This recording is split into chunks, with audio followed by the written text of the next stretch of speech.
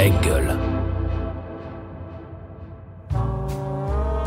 Bienvenue dans Dinguerie Room. Le point commun entre mes invités et moi, un micro et une passion pour le rire, l'humour, la scène.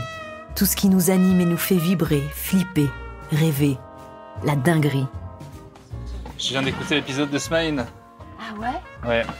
Alors, ça t'a plu? Ça m'a plu, mais ouais, ça m'a plu. Ouais. Vu que ça enregistre, ça m'a vachement plu. J'ai adoré tout ce qu'il a dit. Ouais. On sent pas du tout qu'il a 64 ans. Ouais. Pas du tout. Ok. Mais c'était quand même intéressant d'avoir C'était très intéressant. Son point de vue. Je connaissais en fait. J'ai déjà écouté beaucoup d'interviews de lui. D'accord, ok. Non mais je me disais, parce que je regardais les derniers que tu as eu, c'est Kian et Smaïn, donc on est vraiment sur le royaume de la bienveillance. Donc ça va être, je vais devoir dire des horreurs. Je suis obligé, pas souci Non, mais t'as eu deux très gentils là. Là, c'est deux très gentils. Non, mais c'est parce que c'est des gens. J'aime bien les écouter. Ils sont tellement loin de moi. Tu sais, ils sont dans la poésie, dans l'artistique et tout. Moi, je suis stand-upper. Ouais. Dans ma génération, on n'est tellement pas dans ces trucs-là. Ouais, non. mais c'est pour ça que t'es là, en fait, Urbain. C'est vraiment pour ça que t'es là. C'est ce que je disais à Clémence là, avant que t'arrives. Je disais, mesdames et messieurs, pardon. Ah oui, c'est vrai, ça a vraiment commencé. Mesdames et messieurs, j'ai l'honneur de recevoir donc un stand-upper, un auteur, un comédien. Mesdames et messieurs, Urbain. Voilà, merci. Ça, c'est posé. Merci Amel, je suis très content d'être là. Ça me fait très bizarre d'être devant toi. Enfin, maintenant je te connais et tout. Ouais. Mais la première fois que je t'ai vue, t'étais quand même pour moi. T'étais la fille qui criait parce qu'elle n'avait pas son pashmina dans Inside. Ah oui. Et tu me faisais extrêmement peur. Oh là là. Tu me faisais dans cette scène, t'es terrifiante. C'est horrible. Tu m'as rappelé beaucoup de meufs du collège, très énervées. Ouais, les énervés. Avec qui j'avais un don pour m'embrouiller. C'est pas vrai. C'était moi contre elle. À chaque incroyable. fois. Ah ouais. Et au collège, on se serait tapé dessus. Et ce perso, entre nous, on l'appelait Embrouilla. Je l'appelais Embrouilla. Genre Embrouilla. Mais tu joues extrêmement bien dans cette scène parce que le moment où tu le retrouves et que tu te rends compte que t'as vachement tort et que on a tous vécu ce moment, on s'est vénère pour rien. Ouais. Enfin, nous, les énervés. Oui. On l'a vécu. Et là, tu dois garder la face. Ouais. Alors que normalement, tu devrais. Oui, un peu. Tu devrais avoir j'étais trop con. Non, et t'es là, putain. Tu pars en vénère. En revénère. Non, mais j'adore ce perso. J'adore cette scène. Il y a un peu de ça en moi, la vérité. Il y a un tout petit peu d'embrouillard. Enfin, quand j'avais 18 ans. C'est ça, je pense que tu l'as un peu perdu. Je pense qu'elle peut revenir très vite. Hein. Elle revient en cas d'injustice dans le métro. Oh là là. Ah là, moi aussi, je suis un justicier du métro. T'es le justicier du métro. Là. Mais moi, pour des trucs... Mais oui, mais ça, je pense que les comiques, on a ça. Parce que nous, on est habitués à l'imprévu. Et moi, j'ai tellement vécu de trucs sur scène que moi, maintenant, je parle, tu vois. Genre, mon voisin d'immeuble, il me dit pas bonjour. Enfin, moi, je lui dis bonjour, il me dit pas bonjour. Je fais bonjour! Bonjour! Je l'ai dit! En fait, je l'ai dit, toi, tu l'as pas dit, donc je vais le dire. Et en fait, j'ai pas peur de la honte que les gens ont. My God, je suis exactement comme toi. En fait, il y a jamais de quatrième mur. Ah ouais, c'est ça. Comme on parle au public, on parle aux gens dans le métro. Nous, on a vécu. Donc voilà, moi, j'ai arrêté un mec qui sifflait une fois dans le métro. Il sifflait fort, tu sais. Il sifflait casse-couille. Je voyais dans les yeux des gens, il casse les couilles à siffler, quoi. Ouais. Et c'était genre une espèce de fausse bonne humeur. Et j'y suis allé. Je lui ai dit, oh. Tu siffles fort quand même. Et du Est-ce coup, qu'on peut en parler? Pourquoi tu siffles fort? Mais c'est ça. Est-ce qu'on peut arrêter? C'est le dialogue. Et si j'avais pas peur à chaque fois, dès qu'il est plus petit que moi, le gars qui a son téléphone et qui met de la musique sans écouteurs, j'ai envie de créer une association où on donne des écouteurs à ces gens d'ailleurs. Ouais. Si on pouvait faire un fonds, on leur donne des écouteurs. Et Urbain, combien de fois, à cause de ce sujet-là, que j'essaye aussi de résoudre, j'aimerais être dans cette association. J'étais à ça de me faire éclater à chaque fois. Oui. Parce qu'il y a une réponse souvent qui est de quoi je me mêle, si je fais ce que je veux. Et le gars est souvent assez... Mais soit il l'est, soit de toute façon, il est dans l'optique de je vais imposer ma musique de merde à tout le monde. Quoi. Ouais. Et des fois, je me dis, t'es peut-être un aigri, c'est de la musique, ça fait plaisir, c'est quand même mieux. Mais souvent, c'est du Joule. Et il faut sévir. Alors, je suis pas d'accord. Moi, j'aime bien. Non, j'aime bien Joule. J'ai appris à aimer Joule. Mais pas dans le métro. Et il y a assez. Mais il pourrait dire merci à ces gens parce que il est. Et tu sais ce que j'ai fait un jour? Un jour, j'ai pris donc mon téléphone. C'était un gars avec, je sais pas ce qu'il écoutait, disons qu'il écoutait du Joule. Et j'ai pris mon téléphone et je l'ai mis sur haut-parleur et j'ai mis moi ma musique. Ah, trop bien. Et j'ai mis attention mesdames et messieurs, dans un instant, ça va commencer. Comment il s'appelle? Michel Fugain. Ouais. Très fort comme ça. Et genre, et lui était gêné, tu vois. Trop bien. C'était une petite réponse de voilà, je te parle pas, mais je te mets Michel Fugain. Tu n'aimes pas Michel Fugain, je te dérange. D'accord ? C'est un talent de Embrouilla, c'est ça ? C'est Embrouilla, ouais. Elle peut voir la musique qui va casser les couilles à quelqu'un. T'es DJ inversé, tu peux voir ou toi, ce que t'aimes pas, je peux voir exactement ce qui va te faire chier. Et donc, exactement, c'est un Après, mur... Fugain, ça peut marcher sur pas mal de gens. Ah ouais. Non, mais... Ok, c'est une bonne technique. C'est pas mal comme technique. Non, elle est bien parce qu'elle est... Il se rend compte de lui-même, sans lui parler. Et il peut rien dire parce que j'ai fait comme toi. C'est génial. Je note, on note. Ouais, bravo Embrouilla. Tu vois, ça c'était plus Embrouilla. Embrouilla, elle aurait pris son coup de téléphone dans la tête. Elle a pris de l'âge, elle trouve des solutions. Des techniques. Des techniques. Tu serais une mauvaise vieille, toi. Parce que si t'es parti, Kaira, à ce genre d'embrouille, après les vieilles qui piquent la place dans la file du pain, tu vas devenir... Tati Daniel, mesquine. Oh là là, Tati Daniel. Écoute, comme je le disais là tout à l'heure, je parlais avec Clémence et je disais, mais ce gars-là, il pue le stand-up. C'est fou. C'est pas péjoratif. Hein. Oui. Tu vois, avec ta nouvelle coupe de cheveux, des fois les gens arrêtent la phrase à il pue. Donc c'est bien déjà. Non, c'est vraiment, quand j'ai recommencé à remonter sur les plateaux, je sais pas si je te l'avais dit, mais... Donc, j'allais sur des petits plateaux et j'avais mis en wishlist ton plateau, tu vois, que j'avais jamais fait. Je me suis dit, il faut bien que je m'entraîne avant d'aller au Topito. Topito Comedy Night, qui est au point virgule tous les lundis. Exactement. Et pour moi, c'était vraiment une référence. Je me suis dit, voilà, travaille bien et comme ça, tu pourras aller au Topito Comedy Night. Ça me fait très plaisir. Parce qu'à chaque fois que j'ai vu ces plateaux-là, c'était des plateaux de qualité qui puaient le stand-up. Du bon stand-up comme on adore. Voilà. C'est marrant, hier je me suis fait la réflexion parce qu'en fait pendant très longtemps effectivement je me battais pour que ce soit que du stand-up. J'avais des potes qui me disaient mais moi je fais plus de magie ou non. Et on me dit mais t'es un nazi. Oui, désolé, c'est comme ça. Mais après j'ai réfléchi et il y a pas longtemps j'ai demandé à un pote qui faisait justement de la magie ou quelqu'un qui faisait plus du sketch de venir et je lui ai dit mais ça y est, t'as baissé. Et j'ai compris pourquoi. C'est parce qu'on a gagné la guerre. Au début, il y a 7-8 ans, on n'avait pas gagné la guerre de l'humour. Il y avait encore plein d'autres gens, et puis c'était pas, voilà. Et maintenant, en fait, Qu'est-ce que tu veux dire quand t'as baissé ? C'est moins, il y a moins de rire, il y a moins de... Non, ce que je veux dire, c'est que moi, j'ai baissé ma garde. Ça veut dire que parce que moi, j'ai connu les scènes sans micro, où au contraire, j'ai imposé le micro. Je suis parti du Café Oscar, parce qu'on me disait qu'il n'y avait pas de micro. On me disait, oui, mais ici, c'est le théâtre, faut parler. J'ai dit, non, ici, c'est pas le théâtre. Ici, c'est New York. C'est New York. Casse pas les couilles. Il y a un micro. C'est comme ça. C'est exact. C'est ce que je ressens avec toi à chaque fois. Dès que je vais au point virgule, je suis à New York, je suis à Brooklyn. Moi, j'aime bien c'est pour ça que j'adore mais moi, je te dis maintenant, on a gagné. Le Sarfati, c'est New York. Le Fridge aussi. Donc, ça y est, c'est bon, on a gagné tout ce qu'on voulait. C'est là, les comédie clubs et tout, on s'est battu pour l'avoir. Et du coup, maintenant, effectivement, que au point virgule, au milieu du stand-up, maintenant, il y a un magicien ou un sketch, ça me dérange plus parce que c'est bon, on a gagné au point virgule. 9 spectacles sur 10, c'est du stand-up. Et maintenant, limite, je trouve que les autres genres d'humour en France, tu vois, par exemple, moi, j'aimerais presque faire une scène ouverte de sketch pour les gens comme ça. Parce que je me dis qu'eux, ça, ils ont plus de place pour s'exprimer. Et aussi que s'ils s'expriment en sketch, ils viendront pas faire du stand-up de merde chez nous. Parce que manifestement, il y a beaucoup de gens qui veulent faire de l'humour, mais qui veulent pas faire du... T'en as des techniques aussi. Hein. Ouais, je sais. Mais t'as vu, c'est gentil. C'est gentil. Ouais. Mais non, mais ce que je veux dire, c'est que on voit beaucoup de... Justement, toi, tu dis que je pue le stand-up. J'ai beaucoup d'amis comme ça. Et j'en vois d'autres qui, justement... Et c'est leur droit, mais c'est pas leur truc. Moins leur truc. Mais ils le font parce que maintenant, ils sont obligés. Comme des gars qui vont essayer de faire du hip-hop alors qu'en fait, ils aiment pas ça parce que c'est la mode.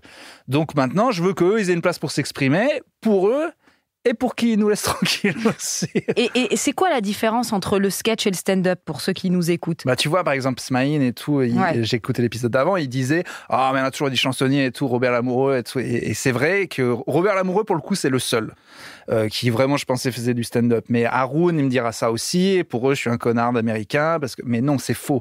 La vraie différence avec on la voit très clairement. Ça fait à peine, ça a vraiment commencé au Jamel Comedy Club, le vrai stand-up.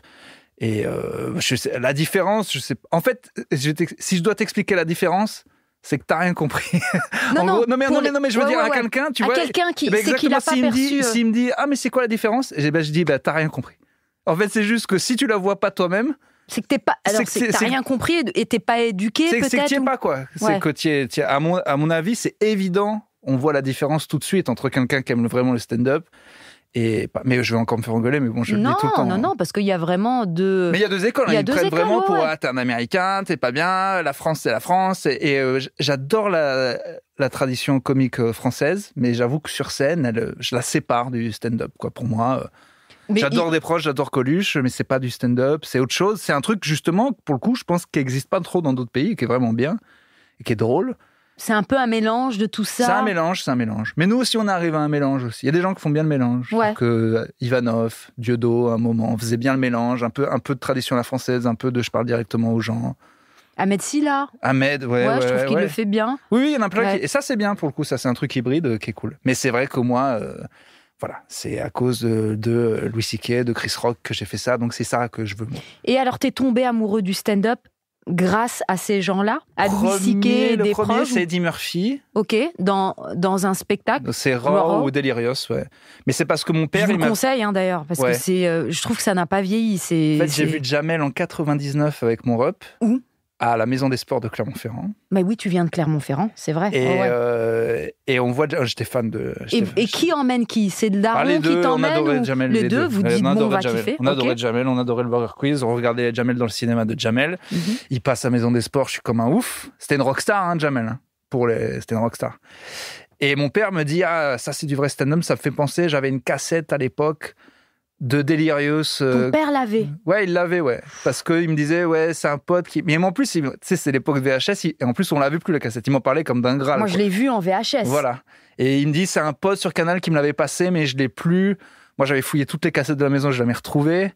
Une fois, en plus, je fouille dans toutes les cassettes. Ma mère, elle me dit, tu cherches des films de cul. J'ai dit, donc il y a des films de cul. donc j'ai appris qu'il y avait des films de cul. Il y en a eu énormément. La VHS, évidemment. Et alors, j'avais compris leur technique. Ils mettaient le nom d'un film chiant. Mais c'est que je me suis tapé. C'est un classique shit, ça. Ouais. Il y avait beaucoup de cassettes avant que je trouve les films de cul, quand même.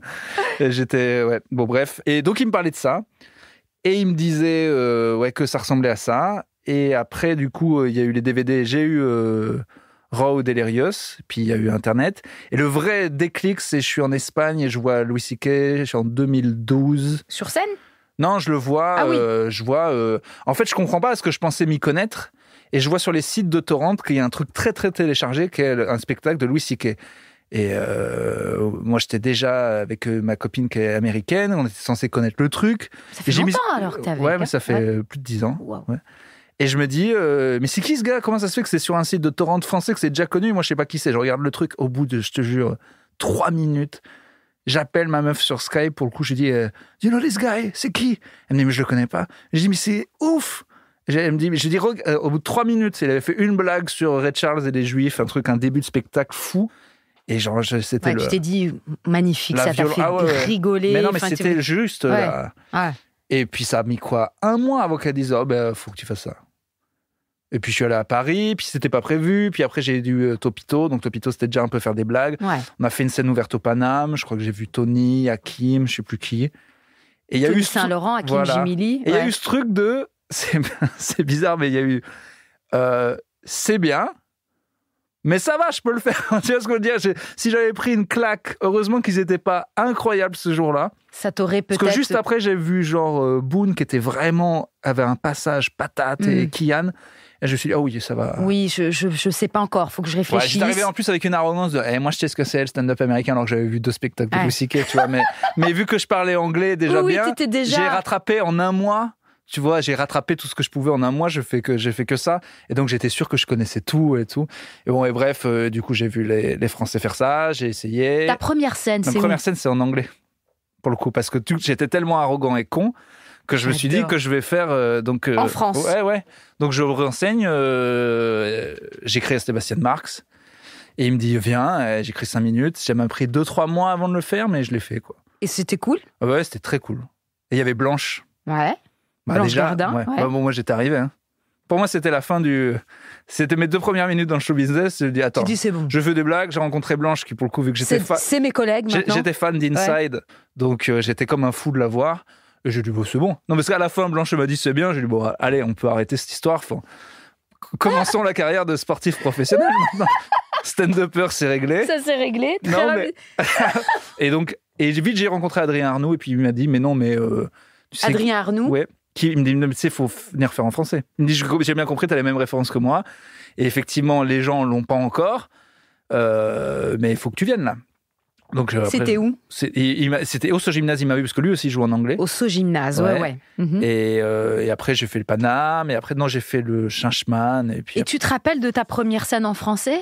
Oui, c'est au Changeman. Ouais, c'était cool. Il y a Laurent, mon producteur, qui était le créateur de Topito, qui est maintenant travaille avec moi. Et le Changeman, c'était pas un gars qui s'appelait Vic je sais plus, je veux plus. Ça pour le coup, ça c'était. C'était avant, enfin, parce que ça fait longtemps. Ça pour le coup, ça me déprime. Tu vois, ça c'était vraiment. On était dans l'entre-deux de. Tu vois, c'est là au moins un gamin qui veut faire du stand-up, il arrive, il fait sa première scène au Fridge, il va faire du stand-up. Moi, j'étais là. C'était un peu mélangé avec un les comédiens vieux là, qui était en short et il y a un côté je sais pas comment t'expliquer, c'est horrible ce que j'ai mis, il y a un côté de la France qui me déprime, mais la France me déprime ça ne veut pas bouger à un moment donné, plus haut point. Non mais il y a une tradition de je sais pas comment t'expliquer, c'est que sur ce truc là, je sais pas, c'est comme si en même temps c'est normal, c'est comme si un mec voulait faire du pain et qu'il allait dans une vieille fausse boulangerie française à Los Angeles, il dira ça ressemble pas à ce que je voulais, ou j'en sais rien, mais enfin là du coup moi je voulais faire du stand-up et je me retrouve avec un mec avec des perruques et puis des faux sketchs, puis des gens qui disent faut pas de micro, et les gens ils aiment pas ça ici, genre ils ont ce côté français anti-américain et ils aiment pas ça. Alors qu'il y a de la place pour tout. Oui, mais tu vois ce truc que disait... Moi, je l'ai eu au point virgule, à l'époque. Ouais. Je sais plus qui m'avait auditionné. Elle m'a affiché devant tout le monde, j'avais mon micro. Elle me dit, mais c'est ridicule, on est dans une salle de 30. Je veux dire, tout le monde t'entend. Amel, en fait, enlève-moi ce micro. Je dis, non, mais c'est parce que c'est mon truc, en fait. C'est ton truc de quoi ? Oh, n'importe quoi. Je t'entends, Amel. Oui, mais c'est une bataille très marrante. J'étais putain. J'aime beaucoup ça avec Antoinette, qui est alors pour le coup quelqu'un d'extraordinaire dans l'humour, qui a aidé beaucoup de gens. Antoinette, je l'ai rencontré ce matin dans le Marais. Donc il gère le point virgule et tout. Elle m'a donné beaucoup de chance et je l'aime beaucoup. Mais on a toujours cette bataille parce qu'elle est un peu à l'ancienne. Maintenant, elle sait. Mais il reste des batailles de stand-up qu'elle peut pas. Genre, tu sais le truc. Moi, j'adore la fin de spectacle, c'est Van. Salut. Ah oui, moi, la première fois que j'ai vu, un... la première fois que j'ai vu Louis C.K. faire ça, j'ai dit oh là là, génie. Il va pas faire, tu sais. Et c'est pour ça que j'adore ma maman, un petit coup d'émotion dans le noir. Et les gens se disent il est drôle, mais il est aussi intelligent, c'est incroyable. Et Louis C.K. fait ma bite, salut. Et c'est tout. Et ça rigole et voilà. Donc moi, j'aime ça, beaucoup elle dit non. Il faut apprendre à faire des saluts sur scène. Pour le micro, vous nous cassez les couilles. Elle a une tradition forcément de théâtre. Et elle se bat. Et déjà, je pense que elle a quand même beaucoup accepté que les gens étaient marrants et tout. Mais elle voudrait qu'on joue plus sur scène et tout. Enfin, voilà. Elle a pas cette culture-là, quoi. C'est normal, je pense que. Et quand des metteurs en scène ou des directeurs de théâtre ou Antoinette te demande ça, tu le fais ou pas? Non, je mets un peu d'eau dans mon vin en ce moment. Il y a beaucoup de trucs que je commence à accepter. J'ai une metteuse en scène déjà maintenant, Aude Galliot, qui travaille avec Verino et d'autres gens. Elle ne travaille pas avec moi tout le temps. Elle m'a beaucoup aidé à la reprise du spectacle. Et on se voit, c'est pas genre on se voit tout le temps, mais on se voit tous les mois et demi pour faire des récaps. Et t'aimes bien? Et tu trouves que ça t'apporte? À la base, tu vois, là, pour le coup, tu vois, il y a 2-3 copains stand-upers qui diraient un metteur en scène, c'est ridicule, tu fais tes vannes, t'apprends qu'elles soient bien et tout. Mais elle m'a beaucoup aidé quand même sur certains trucs. Si je l'écoutais, j'en ferais encore plus. Donc j'ai encore mes petites limites qu'elle a compris. Mais oui, en vrai, ça aide. C'est un regard extérieur, tout simplement. Oui, c'est ça. Et ça permet de discuter. Et elle comprend ça, justement, que j'ai des... Mais effectivement, pour moi, le côté metteur en scène, c'est en fait tout ce qui se rapproche du... Le théâtre me fait chier, moi. Vraiment, je peux pas dire autre chose, quoi. Ça me fait chier. Mais t'as le droit. La poésie, le théâtre, ça me fait chier. Voilà, c'est comme ça. C'est des relents d'école. Pourtant, j'adore lire et tout, mais j'aime pas. En fait, j'ai toujours ce truc. L'académisme de l'école m'a toujours fait chier parce que je sais qu'ils considèrent un truc comme un classique maintenant. Alors que ça l'était pas, c'était tu vois, Molière, c'était le punk de son époque.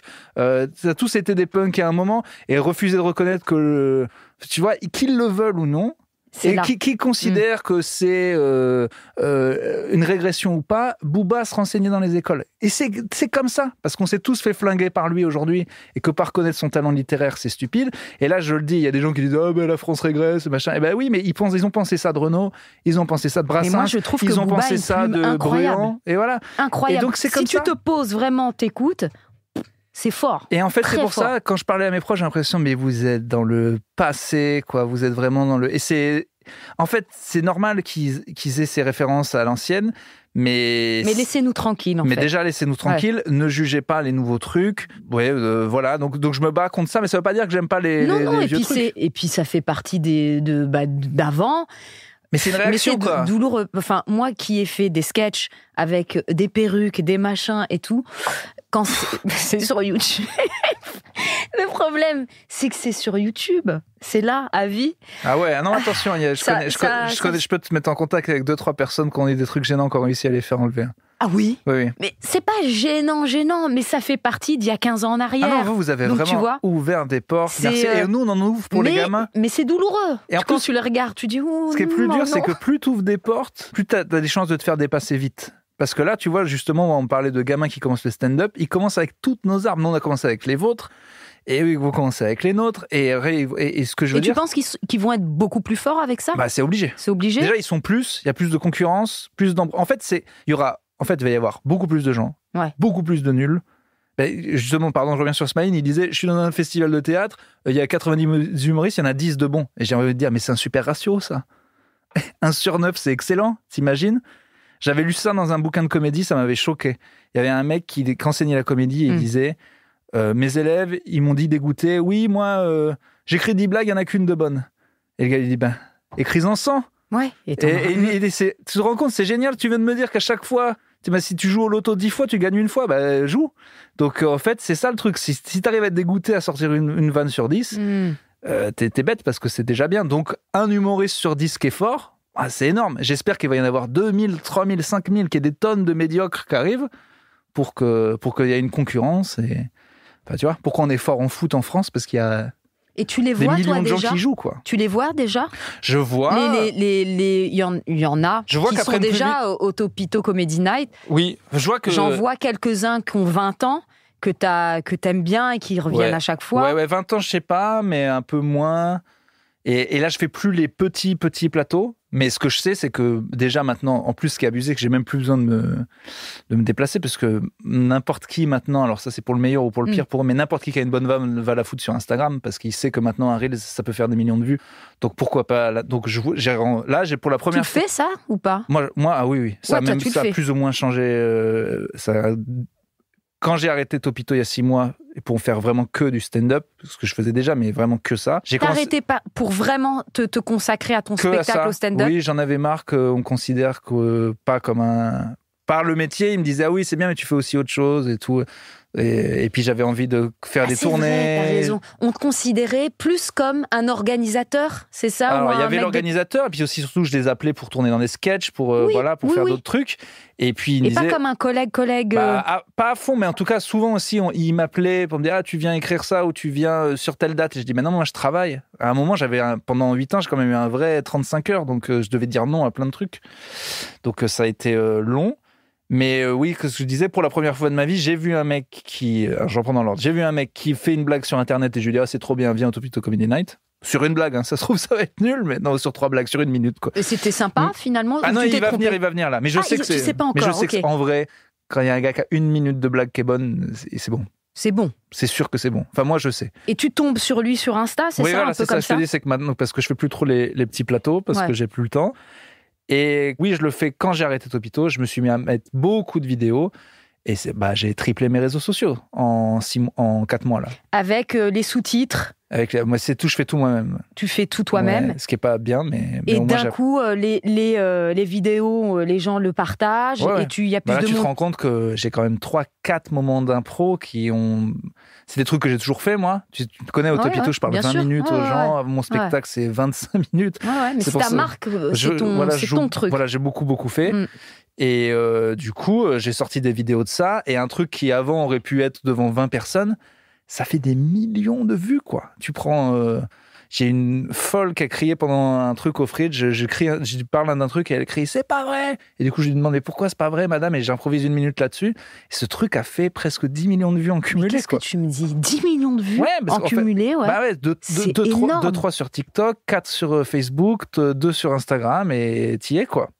Et alors que c'est juste un moment d'impro comme ça. Donc évidemment, que tu te sers de que cette je fais des tribune. reels et tout, bien sûr. Donc les gamins le font, ils ont bien raison. Le problème, c'est qu'effectivement, moi, je sais que derrière, j'ai un spectacle et ça fait longtemps.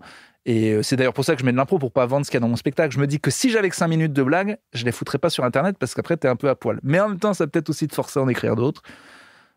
Bon, ils ont raison. Mais c'est ce que font la plupart des stand-uppers maintenant. Ils se forcent à écrire. Et certains même font leur spectacle, demandent au public rester un peu, font les 5 minutes nouvelles du nouveau matériel pour les réseaux. Pour les réseaux, tu le sens dans ta salle, tu sens qu'il y a plus de monde ou pas? Oui. Bah, de toute façon, clairement. Ah ouais, oui, c'est clair.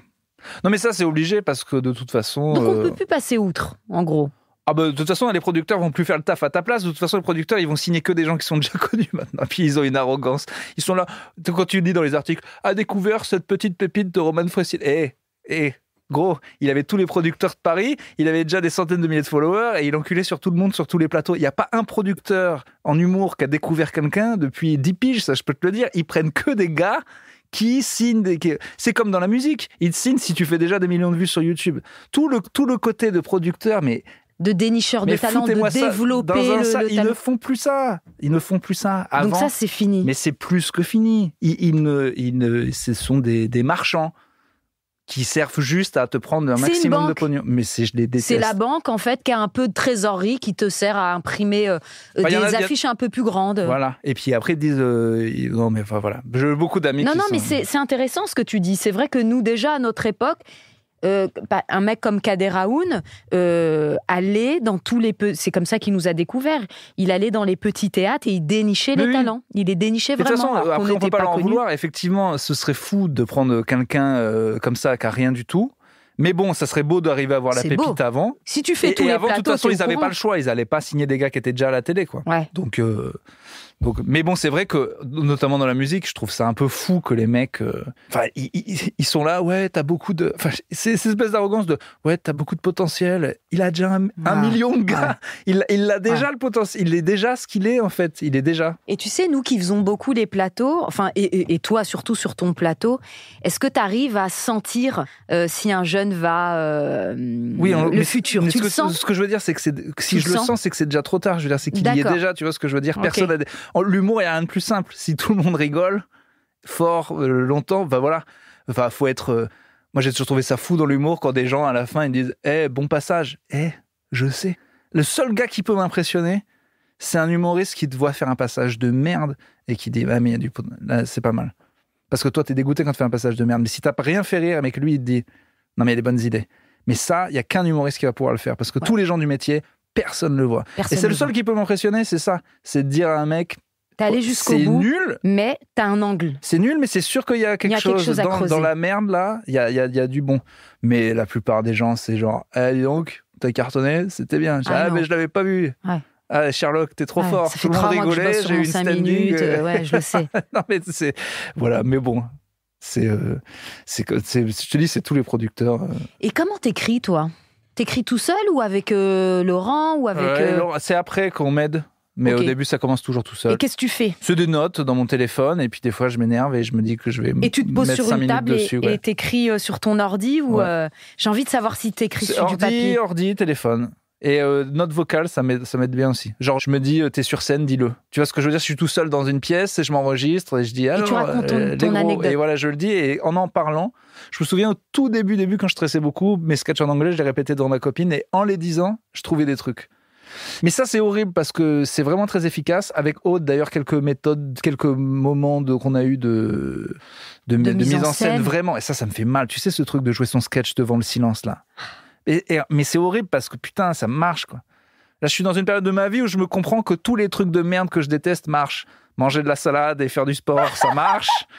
Bien dormir, ça marche. Boire de l'eau, ça marche. Répéter devant les gens. Travailler, répéter devant personne. Il n'y a rien de plus qui me gave à mettre dans la vie quand je me rends compte que le truc de merde marche. Parce que tu te dis, il va falloir que je le fasse. L'année dernière, j'ai réussi à perdre 5 kilos et il n'y avait aucun secret, aucun mystère. Je bouffais de la salade. Voilà. Et je me suis dit, à la fin, j'étais même pas content que ça marche, mais donc s'il faut faire ce truc de merde pour que ça marche, ma vie est foutue parce qu'il n'y a pas d'autre chemin, quoi, que le chemin chiant. Et du coup, celui-là, ça me tue, mais répéter à Voix haute haute. voix, devant quelqu'un, plein de fois. Ce qui est l'antithèse du stand-upper, en gros, qui dit, moi, je vais écrire sur scène. Bah, ça marche. Et t'écris un peu sur scène de temps en temps quand t'es à l'aise. Beaucoup. Mais ouais. c'est la blague, elle est déjà là. Ouais. Mais Et tu la cherches un peu devant le public quand t'es à l'aise, quand tout se passe mais bien. en vrai, tu sais, je pense que j'écris pas. Ce qui est bien et horrible dans le stand-up, c'est que c'est vraiment une démocratie. C'est que j'ai jamais dit une blague comme moi je voulais la dire. C'est les gens qui décident ce qui est marrant ou pas. Tu vois ce que je veux dire? Et moi, je me laisse porter par. Et des fois, c'est dommage. Et des vrais artistes diraient, eh ben non, c'est toi la proposition. Si eux ils sont pas d'accord et tout. Mais moi, je suis pour le coup. Tu vois, encore, je reviens sur Smaïn, mais c'est différentes générations. Il a joué beaucoup, il a joué longtemps. Il dit, maintenant, moi, je suis plus dans la punchline. J'ai envie de provoquer des émotions. Eh ben moi, c'est le contraire absolu. J'estime que mon métier n'a pas été fait si ça rigole pas tout le temps et que du coup, je suis à deux doigts de faire. Il y a des blagues que j'aime pas tant que ça, mais le public a décidé. Et c'est une science exacte, hein, vraiment. Mais sans vendre ton âme au diable, je veux dire, tu restes cohérent. Mais c'est sûr, je vais pas dire des trucs des dingues. Parce que de toute façon, c'est à partir de trucs que j'ai dit. Donc, ils peuvent pas inventer des trucs que j'ai pas dit. Juste, ils ont validé des trucs que j'ai dit. Ils n'ont pas validé d'autres. Et moi, j'aurais pas... Tous les trucs que j'ai dit, je les pense. Il y en a que je pensais plus que d'autres et c'est pas ceux qui marchent. Et est-ce que... Mes blagues préférées ne marchent jamais. Ouais, c'est vrai? Jamais. Mais est-ce que tu te mets tu te censures des fois? C'est ça la censure. C'est ça? Je le dis. Tu le dis. Ça marche pas. Tu te censures. Je l'enlève. Tu le dis. Je me censure pas, je l'enlève. C'est pas une censure, c'est juste que c'est pas de ma faute. Je le dis 10 fois. 10 fois, les gens, ils veulent pas. Et toi, tu trouves ça marrant? Il y a un truc sur les Coupes du Monde. Là, j'ai fait tout un sketch sur la Coupe du Monde. T'adores le foot, sur le Qatar, le foot, le rugby, le sport en général. Pas en faire. Hein. J'aime autant regarder que de pas en faire. J'ai compris. Je t'ai vu, j'ai vu ton corps, je me suis dit... Mais tu sais quoi? Il y a 3 ans en arrière, quand je t'ai connu, t'étais plus fit que ça. Ouais. Et est-ce que c'est le stand-up qui... Je trouve que beaucoup de nos stand-uppers... je te jure, il y a 3 ans, ils étaient fit.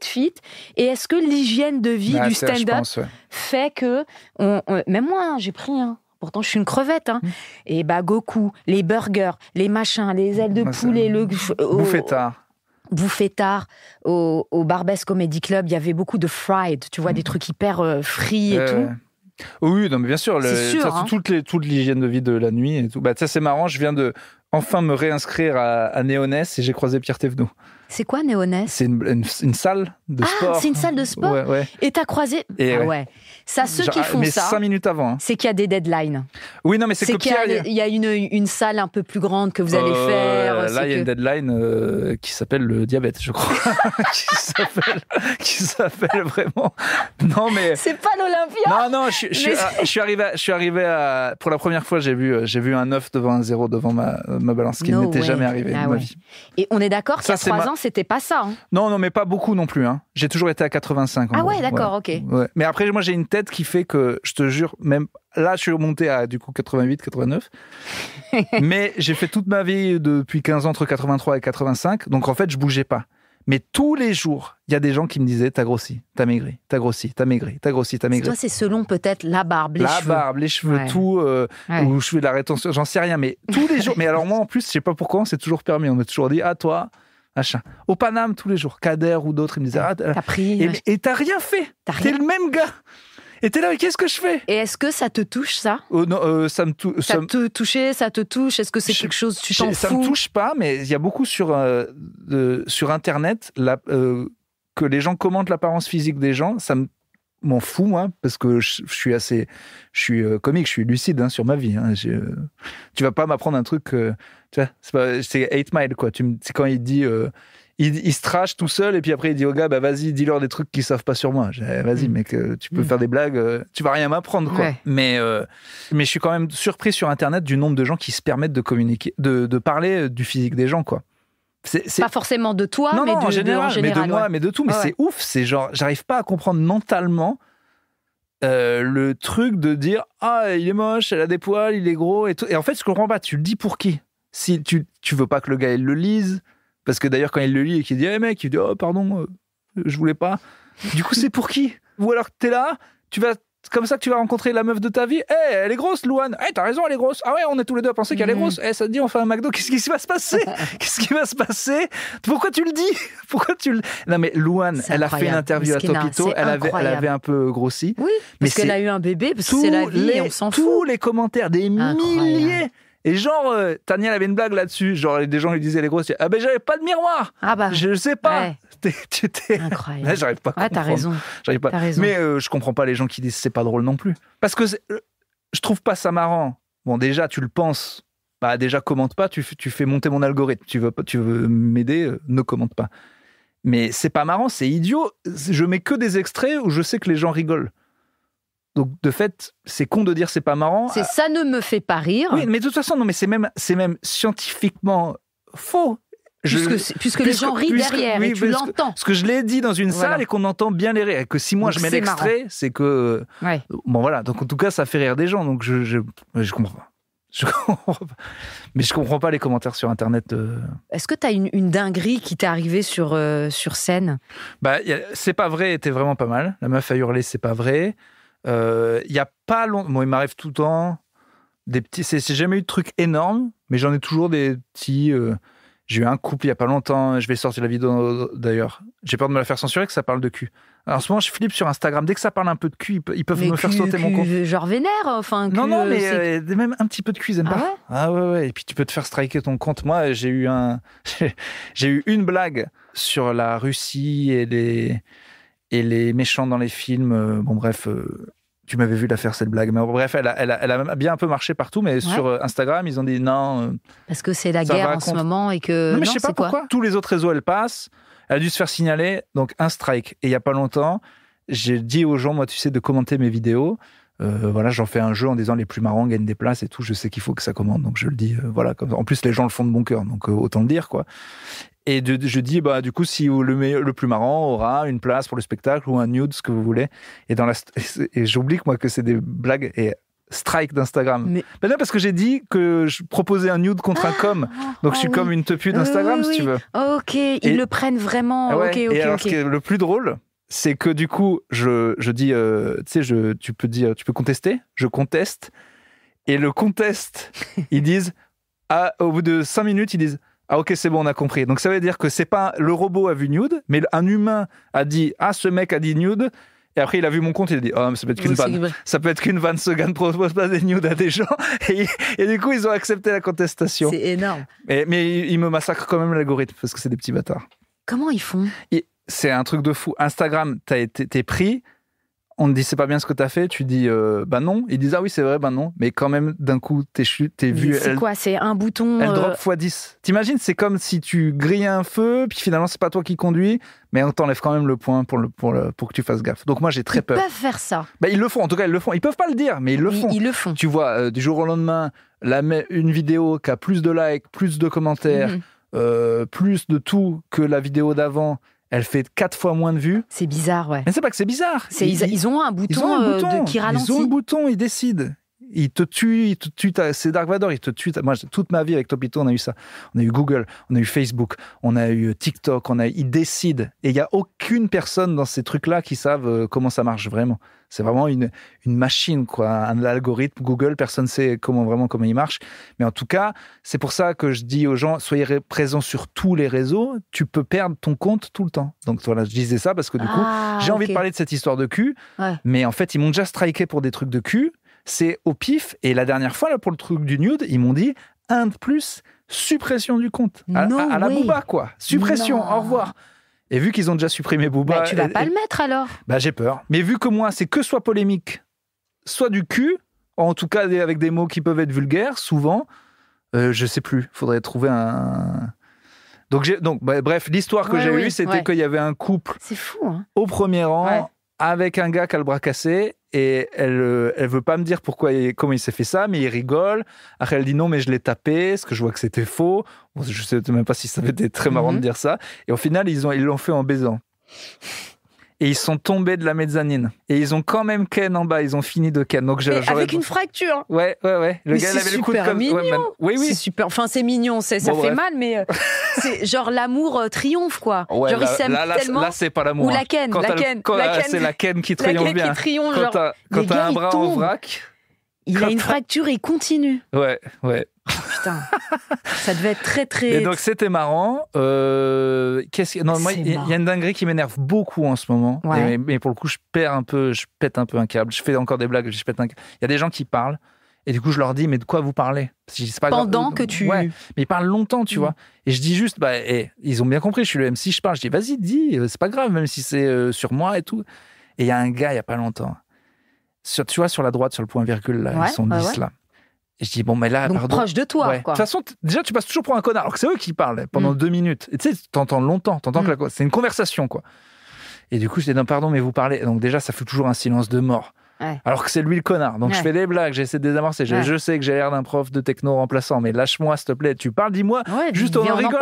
Ouais. Et c'est lequel qui parle. Et d'un coup, je passe en une position de je suis un prof, c'est des élèves. Ils se mettent en mode on est contre toi. Ils veulent pas me dire qui a parlé. Moi, ils savent pas. J'ai hijacké le spectacle. J'ai dit à Samy, t'allumes la lumière. J'ai fait mon truc de Cluedo. Au bout de 20 minutes, j'ai trouvé le gars qui a parlé. Parce que tous les autres se sont éliminés et tout. J'ai fait mener une enquête. J'essaie de faire des blagues au milieu. Si j'en fais une vidéo et que je garde les 5 minutes les plus marrantes, tu vas dire que c'était gaulerie. Mais en vrai, ça dure 20 minutes. Et entre les moments gaulerie, il y a des moments pas gaulerie du tout. Ils sont vraiment contre moi. Et je dis, mais les gars, mais moi, je vais trouver c'est qui a parlé. Et t'as pas lâché. Mais je peux pas lâcher. Je peux pas, ça me rend fou. Et c'est comme ça dans la vie, en fait. Qui c'était? Et alors, c'était un petit gars qui ressemblait, qui était vraiment un sosie d'Ahmed Silla, je sais pas comment dire. Ahmed Silla à 15 ans, quoi. Ouais. Mais qui avait les yeux rouges, je pense qu'il était déboîte, il était avec sa meuf.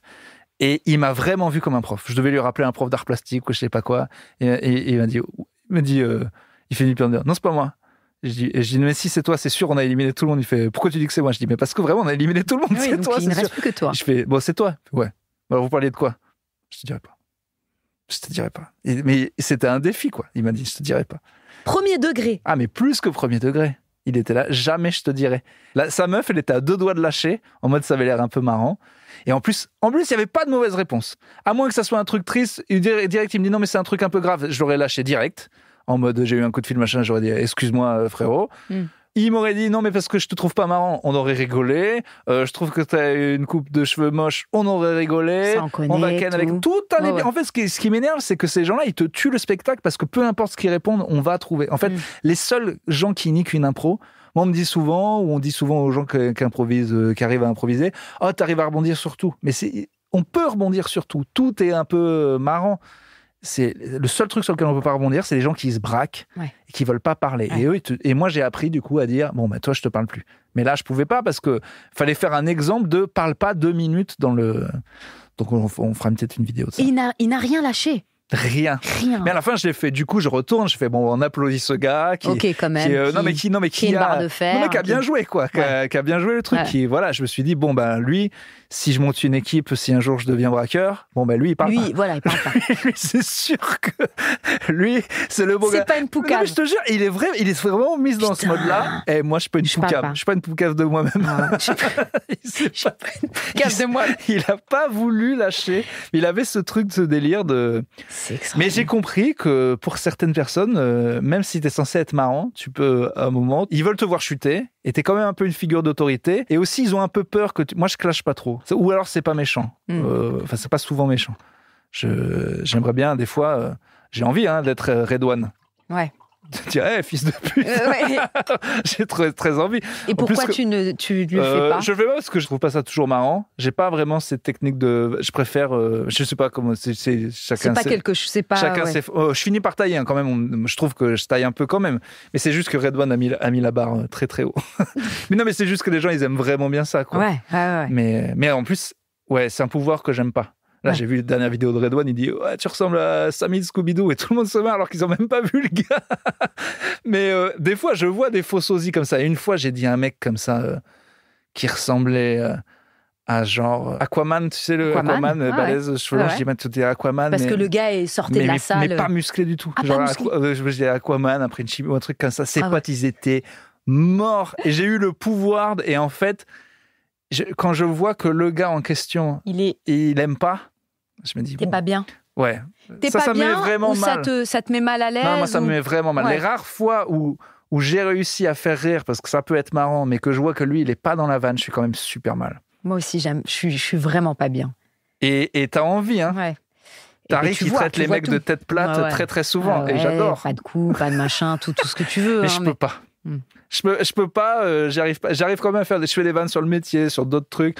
Et des fois, je pousse un peu trop loin, mais j'avoue que j'y arrive pas. On fait ça pour être aimé, et quand tu vois que t'as tué la soirée d'un gars, quand même.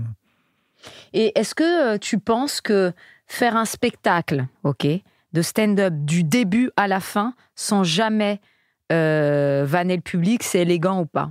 C'est-à-dire, est-ce que c'est quelque chose de facile de vanner dans le public ? Non, Est-ce que c'est facile. faire un spectacle de stand-up sans jamais parler à quelqu'un du public, est-ce que c'est fort ? Est-ce que c'est encore plus fort ? Non, mais c'est beaucoup plus fort. Non, ça, par contre, je suis content que les gens soient contents, que ça instaure une bonne ambiance, le fait que je parle aux gens. Je suis content que ça fasse partie du spectacle, mais... Parce qu'il y a des stand-uppers qui se refusent de parler aux ils ont peut-être raison.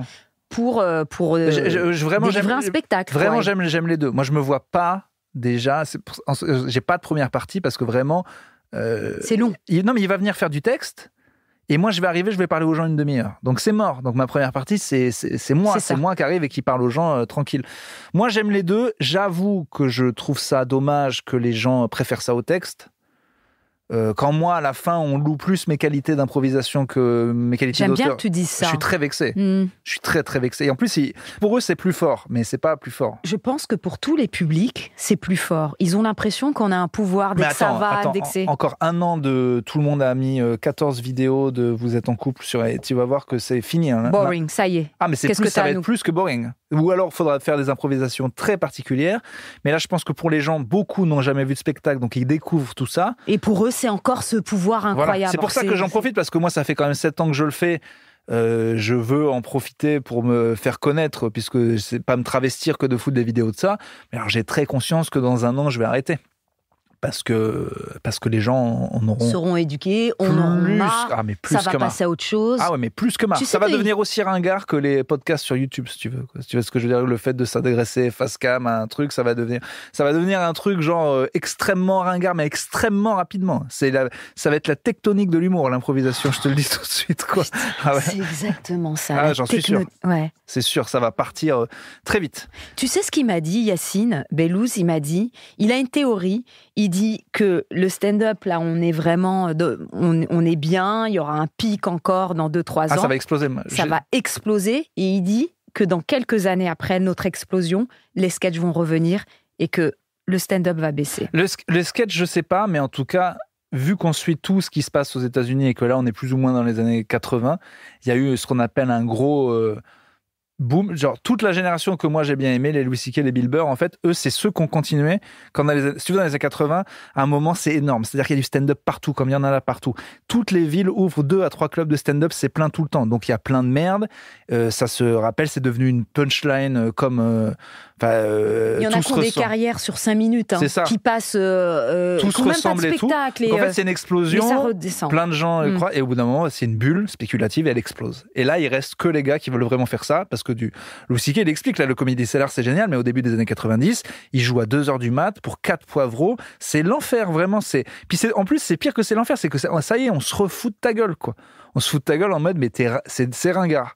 Donc cette période, on va la vivre dans 5-10 ans. C'est ça. Moi, je vais m'accrocher. Je sais. De toute façon, j'ai pas le choix, je sais faire que ça. Pourquoi tu vas t'accrocher ? Parce que c'est comme ça. J'aurais fait même si ça marchait pas. Parce que t'es totalement piqué. Oui, mais c'est impossible. On peut pas arrêter. En plus, je peux pas arrêter un truc où on est obligé, si on le fait tout le temps, d'être plus fort. C'est impossible de régresser à la seule condition, c'est qu'il faut continuer tout le temps, continuer à voir des jeunes et aller te fighter contre eux. C'est comme si t'étais... Imagine que tu dis à Zidane que il aurait toujours les mêmes jambes. Tu vois ce que je veux dire ? Et qu'en plus, il serait encore meilleur. C'est-à-dire qu'imagine que les sportifs, le physique, ça compterait pas, mais qu'ils engrangeaient et l'expérience, et le mental, et machin, et que du coup, Zizou et Ronaldo, ils aient pu jouer pendant 60 ans, et que limite, ils soient plus forts, à condition qu'ils se soient entraînés tous les jours. Et ben, déjà, les sportifs sont en train de repousser les limites de fou. LeBron James, il a 37. Incroyable. Zlatan a plus de 40. Incroyable. Donc déjà, ils nous montrent que ce qu'on 44. croyait, voilà. Il nous montre que ce qu'on croyait, c'était faux. Et un jour, il y aura des sportifs... Après, Oui, mais il y aura des sportifs compétitifs à 45 piges, c'est sûr. Mais du coup, ça, nous, on a une chance, c'est que ce truc, on peut devenir meilleur. On peut devenir pourri. Beaucoup d'humoristes deviennent pourris. Mais c'est parce qu'ils arrêtent longtemps.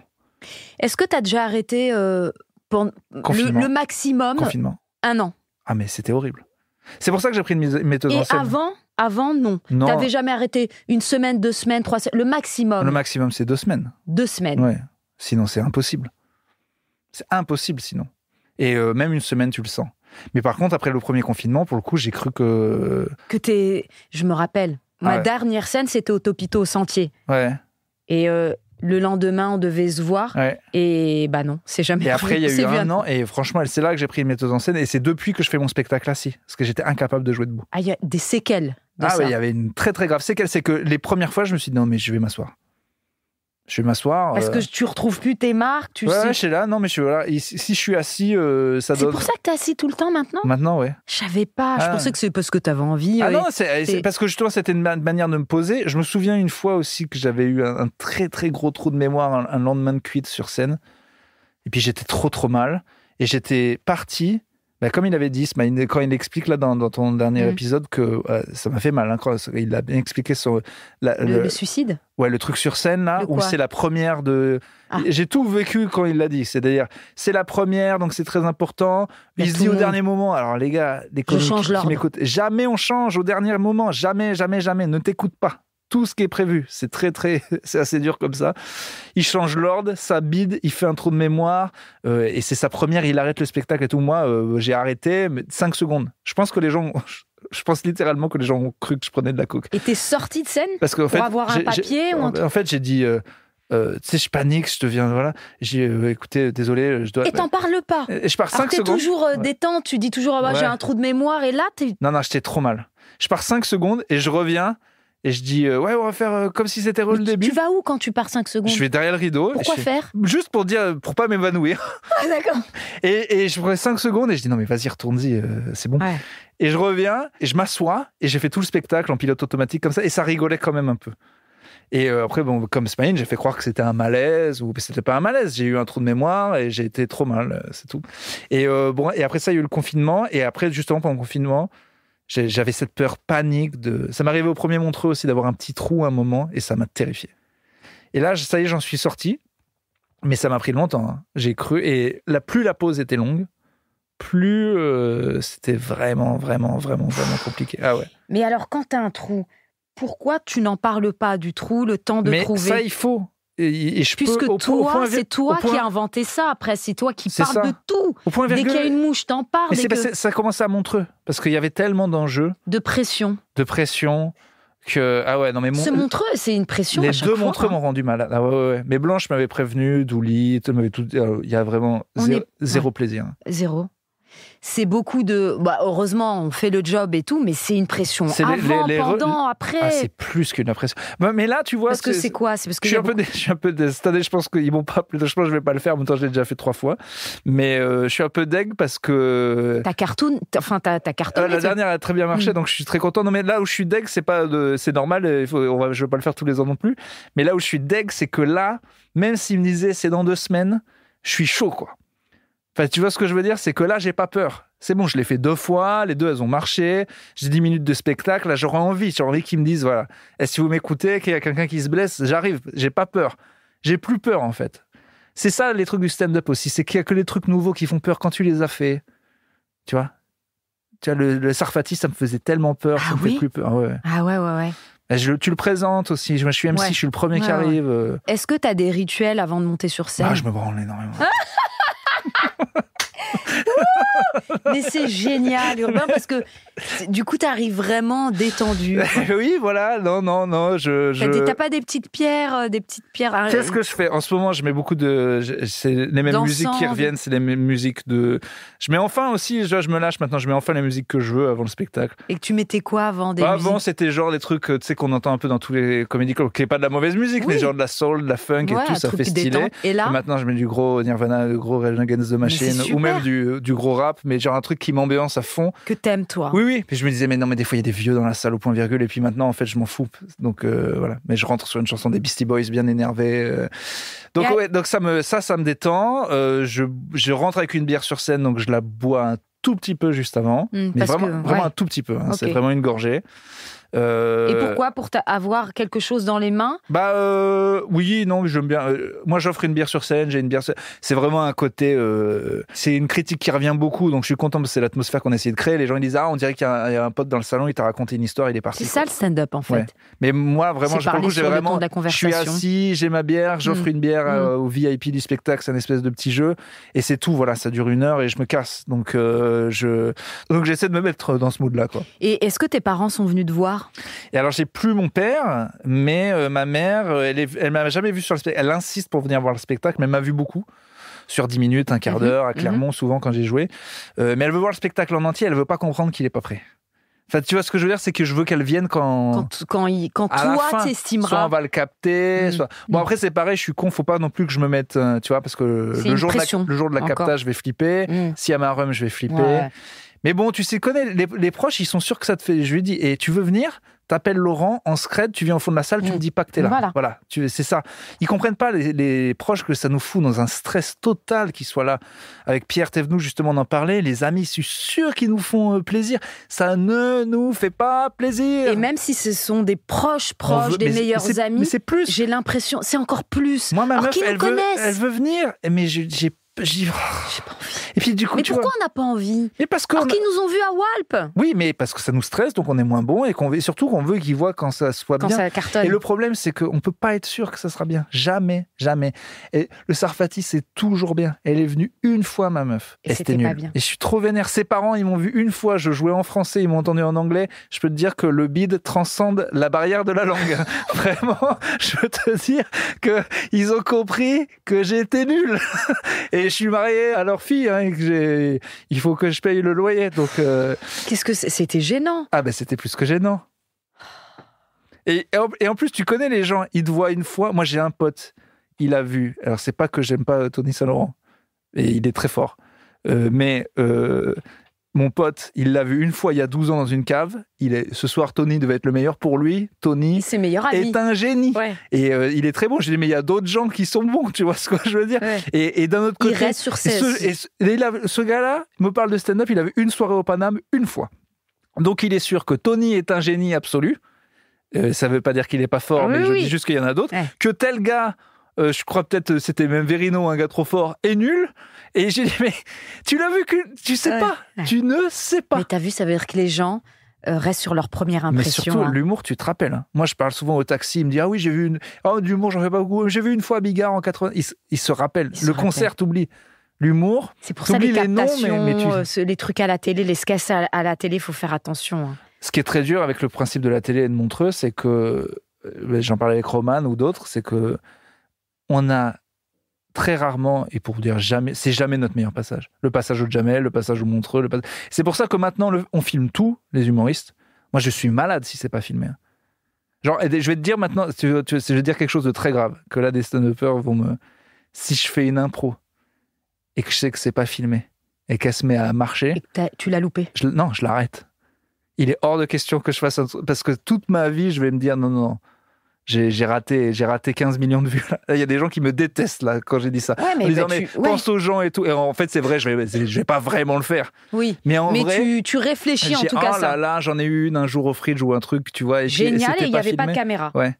Et ça m'a tué parce qu'en fait, je me suis dit, mais t'as l'opportunité de montrer ton travail à énormément. Enfin, il faut se rendre compte quand même que c'est un bon passage Instagram, ça vaut tous les passages télé dont parlait Smaïn. Maintenant, on gère nos trucs. Donc, quand t'arrives, tu fais ton Montreux, mais tu sais que tu l'as mieux fait le passage, t'as envie de dire, mais je vais prendre la fois au point virgule où je les ai tués, quoi. Parce qu'au final, ça y est, moi, j'ai 40 000, 50 000 personnes sur mes réseaux. C'est assez pour faire péter une vidéo, hein. C'est assez pour faire des millions, je le sais, je l'ai déjà fait. Donc, soit tu fais 20 000, c'est le plus bas que tu peux faire parce que tu as 40 000, soit tu peux faire des millions si c'est bien partagé. Donc, tu es aussi puissant que n'importe quel média.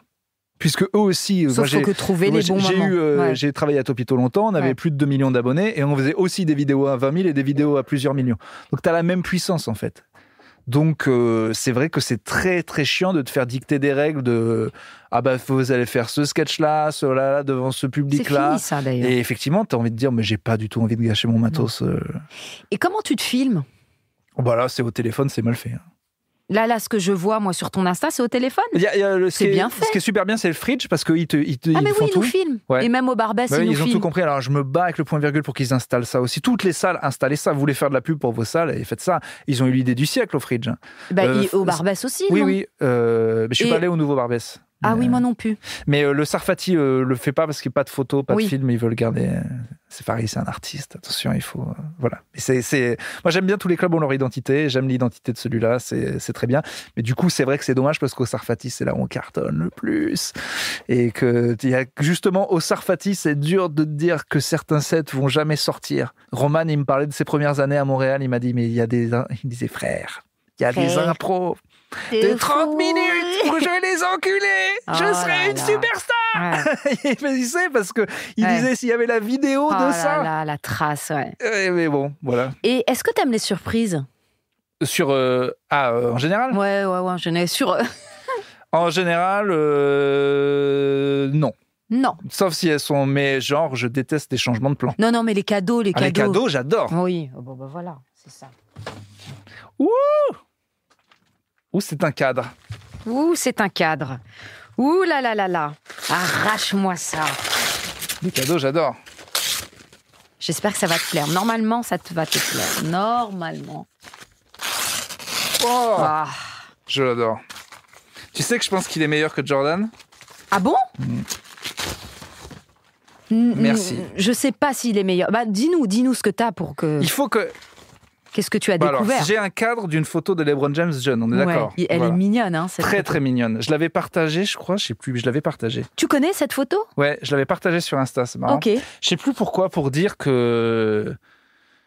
non, je sais pourquoi. Il avait gagné un titre avec les Lakers, donc il était devenu le premier joueur à gagner avec 3 franchises différentes. Ça va être chiant, je vais parler de NBA. Non, vas-y. Mais du coup, pour moi, ça y est, il avait dépassé Jordan. Parce que c'est beau de gagner 6 titres avec une équipe, mais en gagner 3 ou 4, faisait 4 avec 3 équipes différentes, c'était plus fort, je trouvais. Et j'ai beau être de génération 90, je trouve que c'est comme ça. Il est plus fort en termes de score. Il a été plus fort plus longtemps. En fait, mais je le trouve plus élégant, Jordan, sur... Oui, c'est ça. Parce que lui, c'est quand même un viking. Hein. Oui, mais... il arrive au bois. Oui, mais il a joué meneur, après. Il a été le meilleur passeur de la NBA. Donc, il sait aussi tout faire. Bon, bref, c'est quand même quelqu'un que j'aime. Et tu vois, mais il est génial. Dans le genre, il repousse les limites. Lui, après, c'est un malade. Hein. C'est-à-dire qu'il se fait quand même littéralement cryogéniser. Il a un truc de $1 million où il met son corps dedans comme Vegeta après une bataille. Donc, c'est un fou. Mon fils fait du basket, il est en club. Donc, moi, mon préféré, c'est Stephen Curry. Je sais, c'est souvent le préféré des meufs. Parce qu'il est tout, on dirait notre fils, mais qu'on veut pécho. Oui, c'est ça. C'est ce que j'allais te dire, c'est qu'il y avait un petit côté pédophile. Mais que de temps en temps. Oh, ça va, je te fais quand même, on peut quand même. Il est tellement cute. Il est cute, c'est ça le truc, c'est qu'il est cutie. Je l'aime beaucoup aussi, mais c'est pas mon préf. Il a changé le jeu de ce truc de tirer de trop de loin. En fait, il a changé un truc dans le jeu qui me plaît moins. C'est-à-dire que ça tente trop de 3 points maintenant. C'est-à-dire que tout le monde artille et donc ils en tentent 40 par match. Donc il y en a 20. Ils ont fait des stats. Ils ont compris, on peut tirer de loin et tout. D'ailleurs, il va falloir reculer les lignes à 3 points. Tu vois, je t'avais dit, je parle basket. En tout cas, ça me fait très plaisir. J'aime beaucoup LeBron. J'aime beaucoup cette photo. Et ouais. Et alors, moi, j'aimerais te demander la dinguerie du futur. Qu'est-ce que je peux te souhaiter ? Alors, qu'est-ce que je peux me souhaiter ? Là, déjà, en ce moment, c'est vraiment cool. Donc, les réseaux font que maintenant, je peux jouer... Je l'avais dit il n'y a pas si longtemps, je pensais que ça arriverait plus tôt, mais la vie, c'est comme ça. Mais en gros, j'en suis au stade où je peux aller dans une ville de taille moyenne. Et remplir ta salle et jouer devant du monde. C'est 100, tu vois, 100, 110. Il y a peut-être des 300 prévus à la fin de l'année, on verra. Mais ça, voilà, si je peux faire ça 3-4 ans, ça me va. Non, mais il y a plein de trucs que je voudrais faire. Mais il va me falloir des deadlines. Ouais. J'écris dans le vide, j'écris des scénars dans le vide, j'écris des séries dans le vide, mais c'est dans le vide. Donc il me faut des deadlines. Et est-ce que tu es heureux depuis que tu fais du stand-up full-time depuis 6 mois là ? Ouais. Est-ce que finalement Non mais déjà, moi je vis quelque part et c'est l'argent des blagues. Donc c'est bon. Oui, mais est-ce que ça t'enlève quand même Ça m'enlève un petit poids de ça y est, là j'ai signé le truc de l'intermittence, je suis content, il faut 500 heures, j'en ai fait 2000. Je me dis bon, ça va. C'est vrai que maintenant c'est cool parce qu'on est oui. bon, c'est des petits taux, mais mais je veux dire le stand-up les clubs de stand-up ont professionnalisé. Ça, c'est cool qu'on ait des fiches de salaire. Ouais, qu'on ait des c'est vrai que c'est pas mal. Des putains de salaires. Mais il y en a qui n'ont pas aimé. Le cash me manque. Hein. Ouais. Le cash me manque. C'était génial, j'avais l'impression d'être très riche, d'avoir des billets un peu froissés. J'aimais ce côté mafieux, je vais retourner dans les petits clubs juste pour en avoir, puisque de toute façon maintenant ça va être Mad Max la vie, il faudra payer en cash ou en or ou en dents ou je sais pas, j'ai l'impression que ça va pas aller bien. Mais oui, je profite à fond, c'est très très très très agréable. Tu ferais un stand-up dans la métaverse ou pas ? Ouais. Ouais, ça c'est des choses qui pourraient te faire marrer. Il n'y a aucun truc du futur qui me fait peur. N'importe quel humoriste qui a dit... Moi, j'ai compris ça avec Topito. À chaque fois qu'il y avait un nouveau truc et qu'on n'y est pas allé, on s'est senti con. Et dès qu'on y est allé, on avait pris de l'avance sur les autres et tout. Donc c'est comme ça bouge. Faut s'y intéresser. Voilà, c'est obligé. Tous ceux qui m'ont dit qu'ils iront jamais sur TikTok, ils sont. Voilà, donc quand Sblurg va se lancer, je serai sur Sblurg. Quand il y aura Splax, j'irai sur Splax. Je vais pas hésiter longtemps. Voilà, c'est comme ça où tu meurs. C'est là où tu deviens vieux. Tu dis j'y vais pas. Mais attends, c'est ton truc. Moi, je vais mettre des extraits de stand-up. Donc je les mettrai dans le métaverse, je les mettrai dans l'espace, je les mettrai partout. Il y a pas de. Et est-ce que tu te vois faire du stand-up avec les cheveux blancs vieux ? Oui. En plus, t'as vu, si je garde les cheveux longs, ça fera stylé. Beau gosse. Ça fera Gandalf et tout. Donc tu te vois même avec une canne raconter tes choses et tout jusqu'à 80 piges. Nous, on a cette chance que ça peut durer. Donc arrêter, c'est un crime. D'ailleurs, un dernier truc, mais je me sens obligé de le dire parce que tous nos collègues connus le font. Ils nous font tous le truc de je fais un spectacle, mais après, je sais pas si je vais monter sur scène et puis après, il y a un comeback et comme par hasard, c'est 3 ans après, comme entre 2 spectacles. Donc, je leur dis à tous ceux qui me disent je sais pas si je vais monter sur scène, tu vas remonter sur scène. Arrête de faire ne pour Télérama. Pas 3 ans. Voilà. Non, mais tu peux le faire. Mais ça fait un bel article. J'ai cru que j'allais arrêter et puis je suis revenu. T'arrêteras jamais. T'y as jamais cru. Ou alors, si t'y as cru, t'es un bouffon parce que tu savais très bien que t'allais revenir. Ne serait-ce que pour des raisons d'argent, tu vas donc, revenir. Celui qui y goûte, il revient à vie. Ou alors, il n'était pas... Ou alors, c'était juste une Il voulait technique. faire du ciné. Après, je te dis ça. Imagine que... Non, mais tu vois, beaucoup de gens ont goûté au ciné et au fait, j'aime bien rien branler, en final. Donc, c'est sûr que tu commences à avoir une série ou un truc, t'es très bien payé pour travailler que 2 mois par an. Faut s'y filer de retourner dans les clubs et tout. Donc, je te dis que j'ai la motive, mais c'est parce que là, j'ai encore l'œil du tigre, parce qu'à 35 ans, j'ai encore rien prouvé. Ne serait-ce que même financièrement parlant, je peux pas me permettre d'arrêter. Je commence à peine à voir les fruits des réseaux et de tout ça. Donc, évidemment, j'ai l'œil du tigre. Ouais. C'est vrai que dans 10 ans, j'ai déjà eu 2 spectacles qui ont marché. Maintenant, je peux enfants. Voilà, je peux faire une série. Ouais. Ouais, mais j'espère que je réécouterai l'interview en disant on va te bouger le cul. Parce qu'en plus, si t'arrêtes plus d'1 an, mais t'es ringard, ils te détestent. Et puis les jeunes, ils veulent te tuer, quoi. Et au contraire. Et même, il faut rebosser, c'est dur, hein. C'est dur de se remettre. Mais c'est comme Quand j'ai arrêté 6 ans, je suis revenue dans vos plateaux et tout. Je faisais genre ça va, mais c'était dur. Ouais, c'est dur. De reprendre. Mais c'est comme vraiment ce que. J'avais vu une interview de Schwarzenegger, on lui disait mais tu vas t'entraîner au sport toute ta vie parce que t'es encore fit, t'as presque 80 balais. Il disait il me dit je mange le matin, non ? Et puis après je bois de l'eau. Donc je vais m'entraîner, c'est comme ça, c'est ma vie. Ok, ça fait partie, comme me brosser mes dents. Voilà. C'est juste, c'est je me pose même pas une question, c'est un truc je le fais. C'est tout. Donc, j'espère que je ferai ça, quoi. Eh ben, je te le souhaite. Comme tu dis, on réécoutera l'interview. Si t'arrêtes, attention, si t'arrêtes. Putain, on a parlé que de stand-up. Je me suis dit, on va faire chier les gens si on parle que de stand-up. On n'en a pas du tout l'énergie. Non, c'était génial. Merci beaucoup. Merci d'être venu. Ça m'a fait plaisir de discuter avec toi. Merci de nous avoir écoutés. C'était Urbain et Amel Chabi.